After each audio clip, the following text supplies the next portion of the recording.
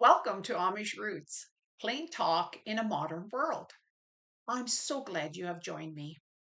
When you grow up Amish, you have lots of opportunity to walk, whether you want to or not. The children and teachers walk to school. Any travel that takes a shorter time than to brush, harness, and get the horse hitched to the buggy is considered within walking distance. And sometimes it is just as easy to walk than go to all the effort. It is also safer if you do not have a horse that is well trained in buggy and road protocol. Because of this, I spent years wishing I could have a bike. As I watched the neighbor kids and others sailing by our farm on their bicycles, all I could do was imagine the joy of it. You see, the Amish are not allowed to have bikes. I think the reason at the time was because they had inflatable rubber tires, and this is considered worldly.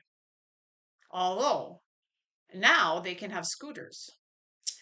Not sure of the logic behind that, but like everything else, things change. Some of my cousins, who were a more modern brand of Mennonite, were allowed to have bikes, and this is where I learned to ride.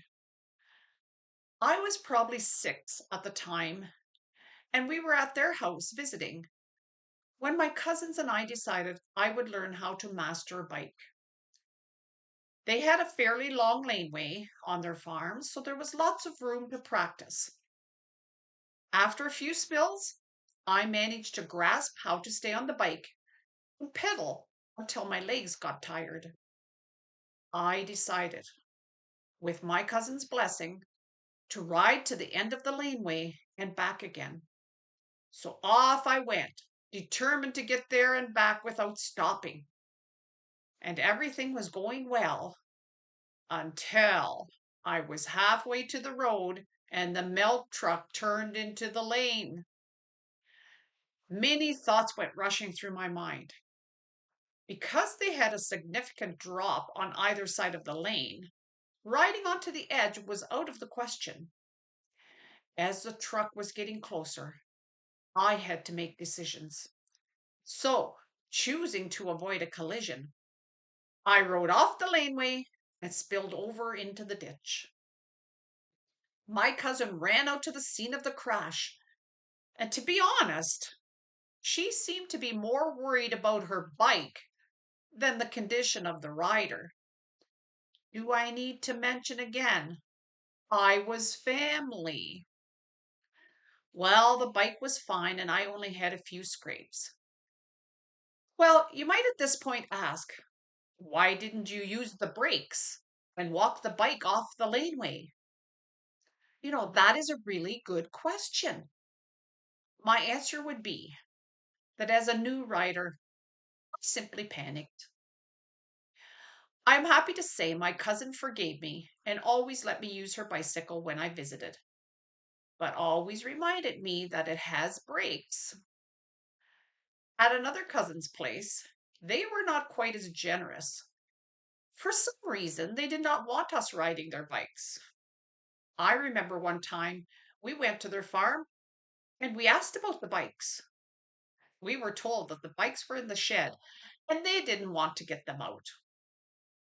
So we went and asked our aunt if we could use them, and she said yes. My cousins were not happy. When we got home, my mom said, if our cousins do not want us using their things, we should respect that and not ask them. To me, it did not matter what type of bike it was, what color it was, or even if it was a boy's bike.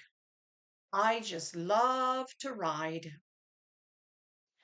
That was until the day I saw a very special bike. After that, this particular bike was the one I dreamed about. Again, we were at someone's farm for a visit, and their children invited us to use their bicycles. My dream machine had what they called a banana seat with a short backrest.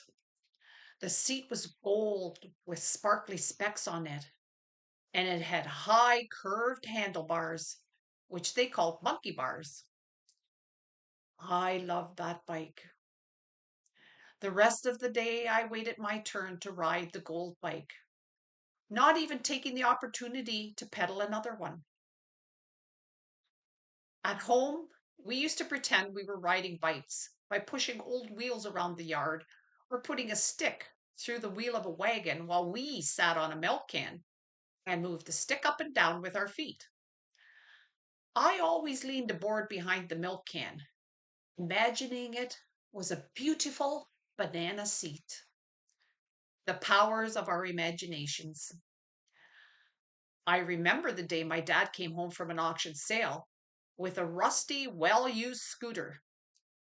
This was our new best toy. We finally had a bike. After many rides by many children, the bolts on the scooter finally gave way and broke. You would think that was the end of the fun, but you would be wrong. Now it was double the fun because now we had two bikes. We used the front wheel with the handlebars for one bike, and lifting the standing platform, we used it to push the back wheel for another. I have had many opportunities to ride bikes over the years and enjoyed every minute of it. When I was finally able to have my own bike, I purchased one at a garage sale and kept it in the bike rack at my apartment building. Since it was an old bike, I figured it would be safe there, and I didn't want to drag it up 3 flights of stairs to my apartment.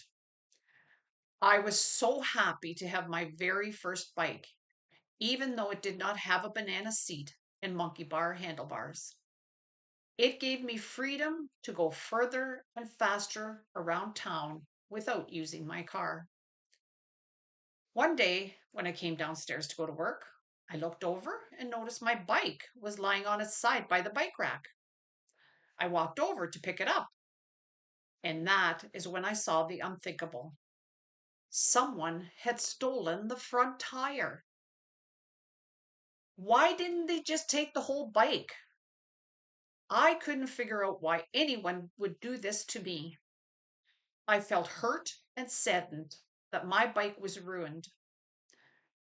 After waiting several days to see if the wheel would be returned, finally, with a heavy heart, I threw the rest of my bike in the dumpster. I had come to the realization that someone needed the bike tire more than me, and I was not about to attempt riding a unicycle. Upon hearing about my ordeal a few years later, a lady at church gave me a bicycle that had been in their back shed for years. The only thing I needed to do was put a new tire on the back.